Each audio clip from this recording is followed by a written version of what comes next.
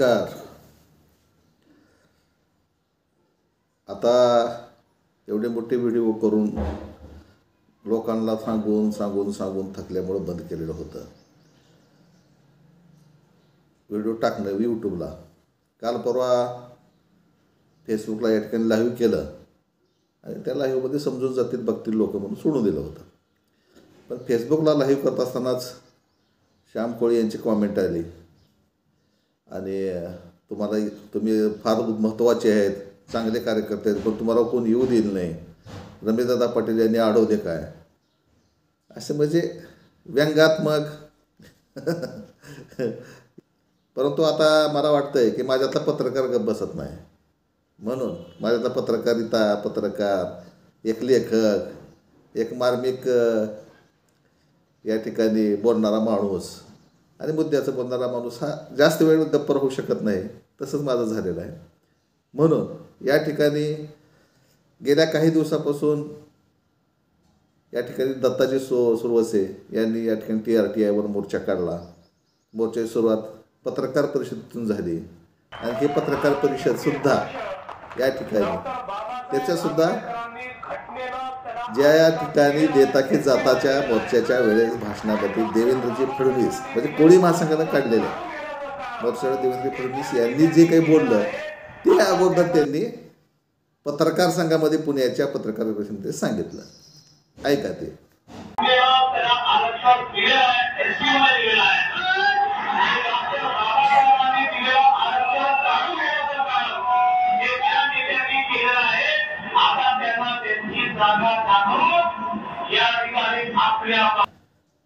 ऐकलत.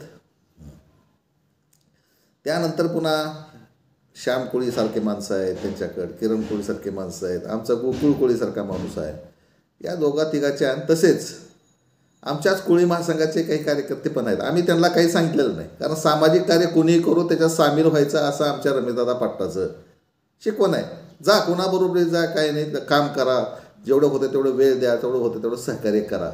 आणि आमच्या कोळी महासंघातले पदाधिकारी हे सहकार्य करणारे आहेत, अपेक्षा करणारे नाहीत, वर्गण्या उचकणारे नाहीत, देणग्या गोळा करून घरं बांधणारे नाहीत.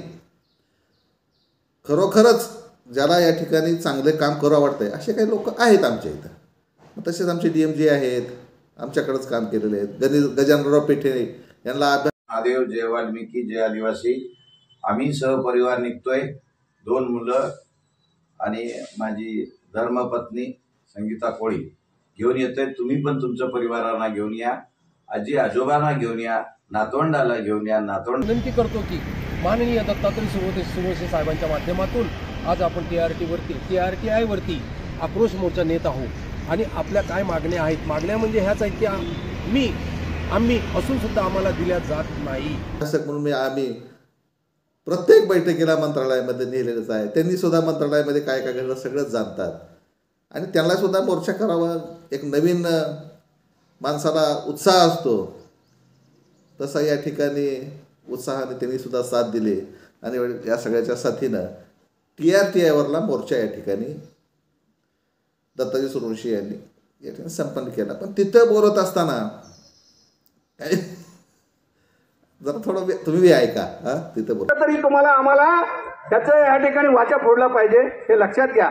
आज ही पिढी माझ्या समोर बसलेली आहे, 50च्या पुढची पिढी आहे आणि आपण विशेष मागासप्रवर्ग का स्वीकारलो तर अनुसूचित जमातीचं प्रमाणपत्र मला वेळेत भेटला नाही. मी अर्ज केला, 2-2 वर्ष बोंबलत फिरलो, माझ्या मुलाचं शिक्षण बंद पडायला आलंय म्हणून नाही रस्ता आम्ही SPCचा स्वीकारला आणि हे SPCचं सवड निर्माण केलं कोणी ह्या आराम करेल. आमची मागणी होती का? नाही. आमची ऐकलं. हां, तिथं बोलत असताना सुसलादे साहेबांनी वेगळंच बोललं आहे. SPCत आम्ही गेलो म्हणले. आम्ही गेलो नाही, आम्हाला ढकललं आहे. हे सुसलादे साहेबांकडून शब्दप्रयोग अपेक्षित होता. पण त्यांनी आम्ही गेलो, आम्ही घेतलं, आम्हाला महादेव कोळी देत नाही पण आम्ही SPC घ्यायला लागलो.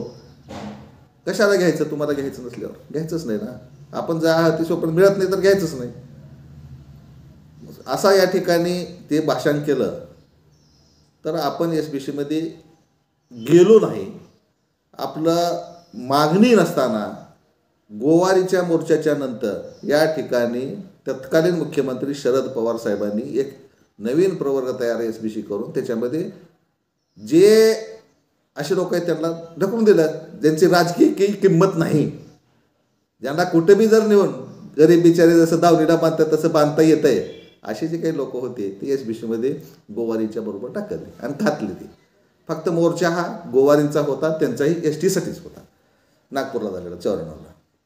तर अशा पद्धतीने या ठिकाणी झालेलं आहे.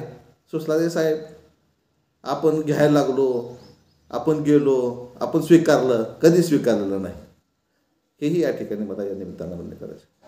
मग मोर्चाचा मंच चांगला होता, दिवसभर या ठिकाणी आले होते. जे ठराविक अभ्यासक आणि त्यांच्याबरोबर येणारे सगळे त्यांचे या ठिकाणी अनुयायी त्या ठिकाणी हजर झाले होते. सोलापूरहून काही बाळासाहेब बळवंतराव असतील, हे काय ते काय इकडले तिकडले पुण्यातले, आणि सगळ्यात जास्त वाटा आमच्या DM साहेबाचा या ठिकाणी असतो. यांना काय झोप येत नाही. जेव्हापासून ते कोळी महासंघाचे पुण्याचे जिल्हाध्यक्ष झाले तेव्हापासून आता रॅपिड ॲक्शनचे या ठिकाणी सर्व होईपर्यंत आणि सगळ्या संघटनेतल्या सगळ्या मंचावर उपस्थित राहण्याची त्यांची जी या ठिकाणी खासियत आणि हौस आहे, त्या हौशेखातर ते कार्य करत असतात. खरोखर मनानं कार्य करणारा नेता एवढा DM कोळी आहे आणि त्यांच्यामुळं या ठिकाणी हे सगळं झालं. पुन्हा या ठिकाणी दत्तात्रय पाकिरे साहेब यांनी सांगितले 1976ला काहीतरी पेट्रोल काढलं ना, आम्हाला व्हॅलिडिटी मिळाली नाही आणि OTSP क्षेत्रात एकही व्हॅलिडिटी मिळाली नाही.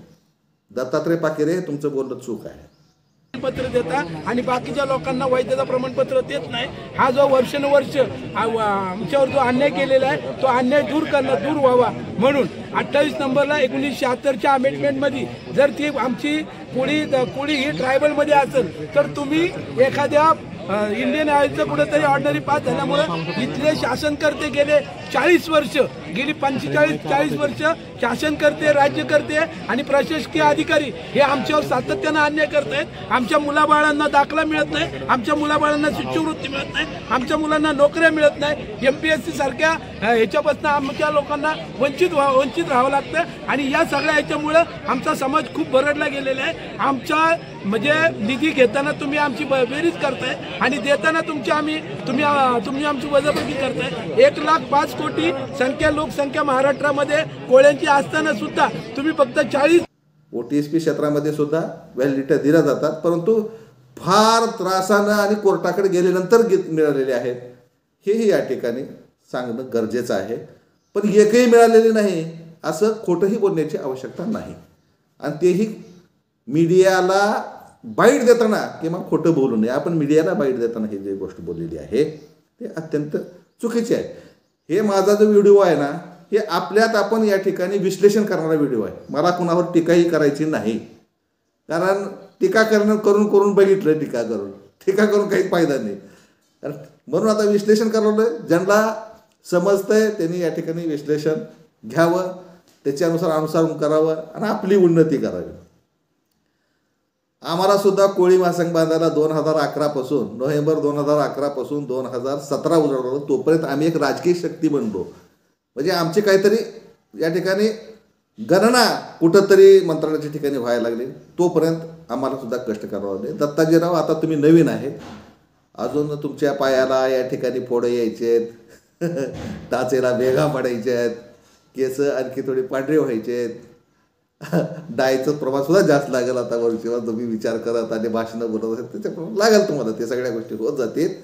तर अशा पद्धतीने या ठिकाणी पाकिरे साहेब बोलत असताना थोडं तारतम्य टोन बोलत, OTSP देतच नाही हे म्हणणं एकदम चुकीचं आहे. OTSP क्षेत्रामध्ये सुद्धा या ठिकाणी व्हॅलिडिटी दिलेल्या गेलेल्या आहेत, याच्या अगोदर दिलेल्या आहेत. आणि खरं तर तुम्ही जे म्हणता ते पेट्रोलियम मंत्रालय केंद्र सरकारच्या काढल्यानंतर जाहीर करणं काय असतंय, कुठल्या तरी डिपार्टमेंटला जरा काही काम नसलं ना, मग त्या ठिकाणी ते दिलं जातं आणि त्यांच्या हेडखाली ते आलं.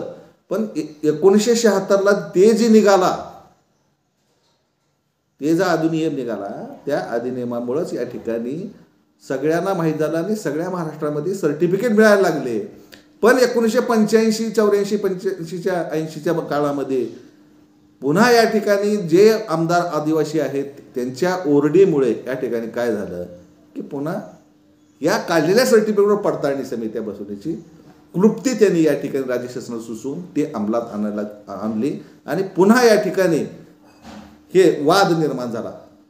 बाहेरचे मधले खरे खोटे बोगस नामसदृश्य हे अशा सगळ्या जे शब्दरचना आणि बोल हे आपल्या वादानं निर्माण झालेले आहेत आणि ते या ठिकाणी वाढत गेले आणि त्याच्यामुळंच ते थोडं झालं की आपण फार मोठा या ठिकाणी बडेजाव करत करत गेल्यानंतर ही आता एवढा मोठा झाला आहे ब्रह्मराक्षस, भीत्यापाठी ब्रह्मराक्षस.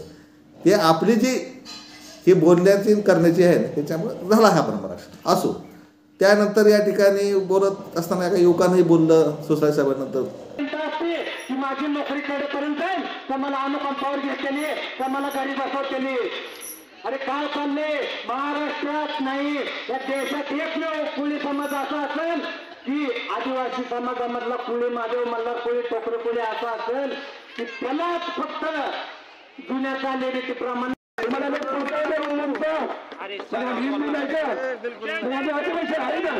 आम्हाला पूजाचा अधिकार नाही. ठीक आहे, ही सगळ्या दिवस तुम्हाला घ्या, तुम्ही पूजा करायची पूजा करा, नाहीतर गळ्यात बाजून केलं आम्हाला काही देणं घेणं नाही. आम्हाला आमचा अधिकार पाहिजे. बरोबर आहे का? त्यामुळे 2 दिवसाचं निवेदन तयार करून आदेशाचे मोहन भागवत आहेत त्यांना पाठवणार आहे. त्यांनी मिटिंगला आपल्याला बोलवलं, ठीक आहे, त्यांनी मिटिंगला आपल्याला बोलवलं, ठीक आहे. नाही बोलवलं हिवाळी अधिवेशनाचं मोर्चा अगोदर आदेशासवर होणार आणि त्याच्यानंतर मला अधिवेशनावर होणार तिथंच. आणि मोर्चाचं रूपांतर आपण उपोषणामध्ये करणार आहेत. मित्रांनो, मोर्चाचा 1 दिवसाचा झाला, आपण निघालो, पुन्हा माझी बायको माझी लेकरं, संपला विषय. प्रचार करणाऱ्या विरुद्ध बोला. त्यामुळं सोशल मीडियावर सर्वांनी एक लक्षात ठेवा की आपल्याला इथं थांबायचं नाही. बोलत आहे अरे बाबा नाही बोललं तर तुमचा इच्छा नाही काहीच. ती बोलत नाही ना त्याची. तर मग RSSला या ठिकाणी निवेदन द्यायचं आहे.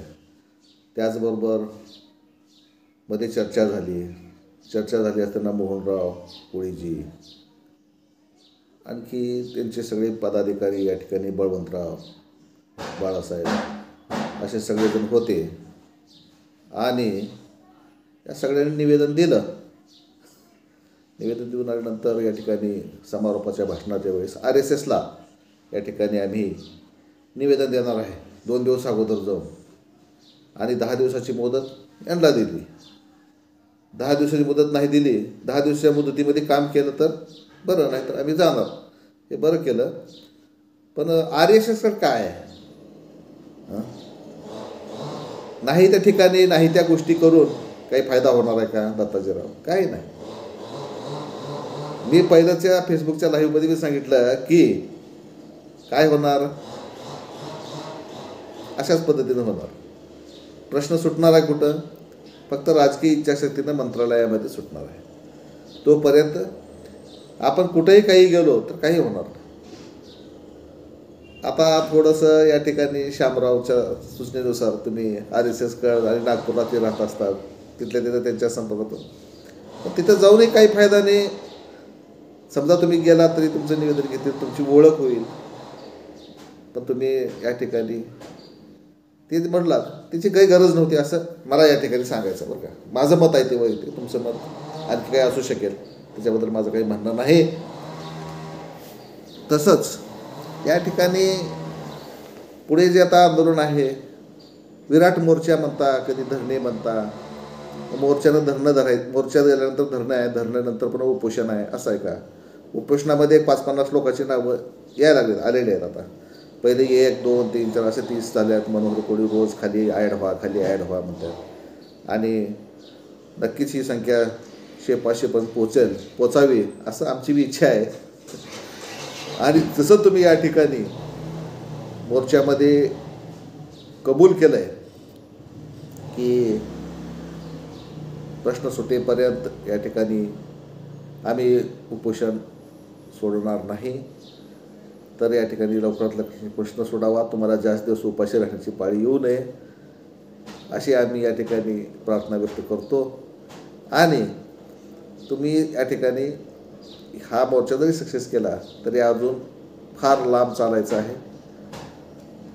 त्यावेळेस या ठिकाणी सगळ्याला सोबतीनं घेऊन जाण्याची इच्छा तुम्ही व्यक्त केलेली होती. सगळ्याला सोबतीला घेऊन जाताना तुम्ही या ठिकाणी या मोर्चामध्ये दिसले नाहीत. वाल्मिकीचे फोटो टाकायचे का नाही ह्याच्यावर सुद्धा तुमचा खल झाला आणि पुन्हा तुम्ही तुमच्या भाषणामध्ये रामायणातलीच उदाहरणं दिली, वानर शेणार माकड शेणार असे सगळे दिलेलं आहे. तर या ठिकाणी विचाराशी ठाम राहून या ठिकाणी तुम्ही जर करत असाल तर ठीक आहे, चांगली गोष्ट आहे. तुम्ही तुमची संघटना मोठी करा, आम्ही आमच्या संघटनेत किंवा आमच्या ठिकाणी आमच्या पद्धतीनं आम्हाला जेवढं जमलं तेवढं आम्ही करतो. तुम्हाला या ठिकाणी आम्ही सहकार्य करण्याचीच भूमिका या ठिकाणी पहिल्या नियोजनाच्या बैठकीत दाखवली होती. पण तुम्ही पुन्हा त्याच्यानंतर आम्हाला यांची काही आवश्यकता नाही, फक्त हे आता पंक्चर करून चाक ठेवलेलं आहे असं या ठिकाणी तुम्हाला वाटलं. त्यामुळं आम्हाला पुन्हा तुम्ही कधी फोन केला नाही. आणि मग तुम्ही श्याम कोळींनी मला फेसबुकवर म्हणायची पाळी आली की तुम्हाला येऊ दिलं नाही का, अडवलं का. असं काय नाही, उठलं की सुटलं. या ठिकाणी कुणी मला अडवत नाही. माझ्या मनानं मी कुठेही जाऊ शकतो. मला माझ्या आईवडिलांना अडवलं नाही समाजकार्य करायला गेल्या 30 वर्षात, तर बाकीच्याशी अडवण्याची वर्षी ऐकत नाही. एवढंच या ठिकाणी बोलतो आणि माझं या ठिकाणी लांबलेलं हे व्हिडिओ शूट थंड करतो, कारण बाहेर बी काहीतरी आवाज यायला लागला, झाडं कापायला लागले. तर या ठिकाणी रद्द करतो. याच्यातून फक्त बोध घ्या की समाजकार्यामध्ये कुणी कुणाला आडवं येणार नाही.